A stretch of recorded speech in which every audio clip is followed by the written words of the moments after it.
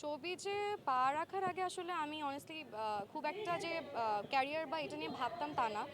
But শোবিজে পা রাখার পরে I heard it from so many people যে if you want to be like someone তাহলে মেহজাবিন আপুকে ফলো করো। নট অনলি ক্যারিয়ার ওয়াইজ, সে মানুষ হিসেবে কেমন বা সে সব কিছু কীভাবে হ্যান্ডেল করে। So I think I look up to her. So yeah, she is a very good example. আমার মনে হয় যে আমাদের অনুপ্রেরণা আসলে তো সিনিয়র যারা থাকে তাদের থেকে পাওয়া উচিত। There is no harm in that. So yeah, I really like her and her acting. বড় পর্দা নিয়ে এখন পর্যন্ত আসলে ওইভাবে পরিকল্পনা নেই। যদি ভালো গল্প পাই তাহলে অবশ্যই করবো ইনশাল্লাহ।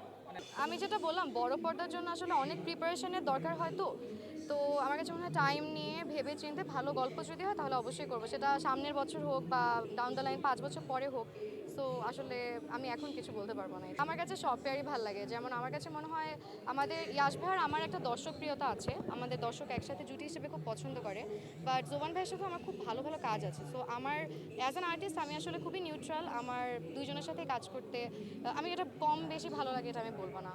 ডিফারেন্স বলতে যেটা আপনি বললেন অ্যান্সারটা, যে সিনিয়র, সো এক্সপিরিয়েন্স অনেক বেশি, অভিজ্ঞতা অনেক বেশি। সো ওই জায়গা থেকে আসলে আমার মনে হয় সিনিয়র আর্টিস্টদের থেকে আমাদের অনেক কিছু শেখার আছে। অ্যান্ড ইয়াশ ভাইয়াও ইটস লাইক মোরাললেস, সেও আমার থেকে সিনিয়র। সো আমার মনে হয় যে এদের কাছ থেকে আসলে অনেক কিছু শেখার আছে। So I really enjoy working with both of them. না না, আমার আসলে এই জায়গা থেকে আমি খুবই নিউট্রাল গ্রাউন্ড। আমি যদি ভালো গল্প পাই, ভালো ডিরেক্টর যে আসলে হচ্ছে, এইটা তো খুব বড় একটা রেসপন্সিবিলিটি ফিল্ম। সো যে আসলে সুন্দর করে বানাতে পারবে, আমি ভালো গল্প পেলে এখানে আসলে কো আর্টিস্টটা ইট ডাজন্ট ম্যাটার।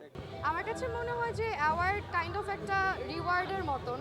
আমরা এত পরিশ্রম করে একটা কাজ করি, এটা আমাদের একটা মোটিভেশন হিসেবে কাজ করে যে যাতে আমরা সামনের দিনগুলোতে আরও ভালো কাজ করতে পারি।